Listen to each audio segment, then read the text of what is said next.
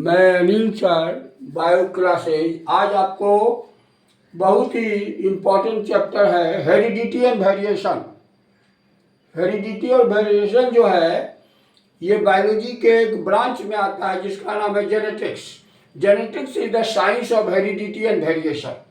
और इस पर सबसे ज़्यादा रिसर्च किसका है, मैंने फादर ऑफ जेनेटिक्स किसको कहा जाता है, तो इनको ऐसे मेंडल कहा जाता है। पूरा नाम है ग्रेगोर जॉन मेंडल। और ग्रेगोर जॉन मेंडल जो थे, इन्होंने मेंडल्स लॉज ऑफ इनहेरिटेंस दिए जो उस समय बहुत प्रचलित हुआ। और मेंडल साहब क्या थे, इनका बायोग्राफी क्या था, तो Mendel was a monk of church in Austria. Austria के एक चर्च में ये पादरी थे। Mendel choose P plants for his experiment. और मेंडल साहब जो चर्च में रहते थे तो उसमें एक गार्डन था, उसमें पी प्लांट बहुत लगा हुआ था जिसका साइंटिफिक नेम है पिजम सटाइवम। तो यहाँ पर प्रश्न होता है कि why Mendel choose P plants for his experiment. Mendel साहब ने क्यों पी प्लांट को चुना, तो उसका कारण है बिकॉज ऑफ उसमें वेरिएशन है। टॉल एंड ड्वार्फ प्लांट, लंबा और नाटा होना। फूल उसका फ्लावर्स वाइट एंड रेड, दो तरह का फूल, एक सफ़ेद और एक लाल। और उसका सीड जो है चिकना और झुर्रीदार, सीड स्मूथ एंड रिंकल। अब देखिए इसका टेबल क्या कहता है।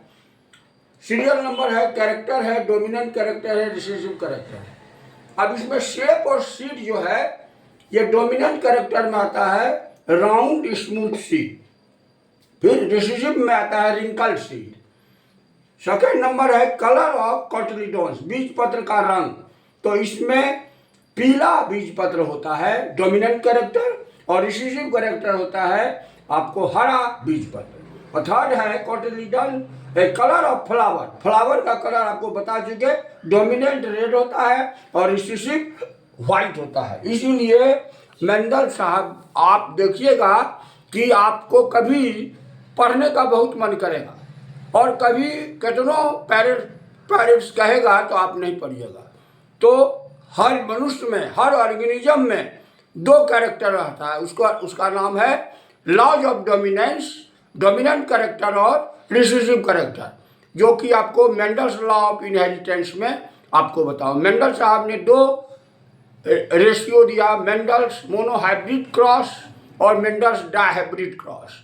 मोनोहाइब्रिड क्रॉस में उन्होंने लिया टॉल प्लांट को ड्वार्फ प्लांट से क्रॉस कराया, जिसका जो रेशियो आया 3:1 आया, मतलब 3 गो लंबा पौधा और 1 गो नाटा पौधा।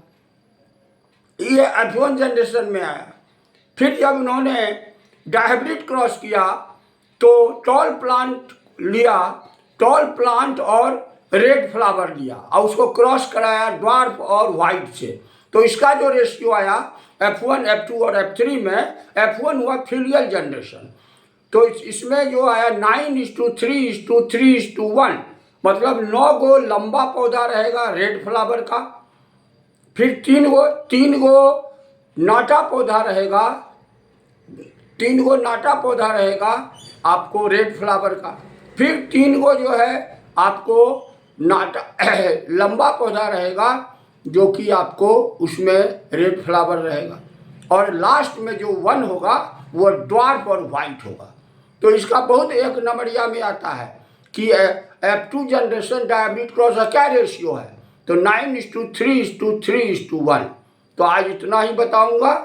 कल जो है आपको मेंडल्स लॉ ऑफ इनहेरिटेंस के बारे में बताएंगे, जिसमें 3 नियम है, 4 नियम है। Laws of dominance, laws of purity of gametes, laws of segregation और genotype and phenotype. Thank you.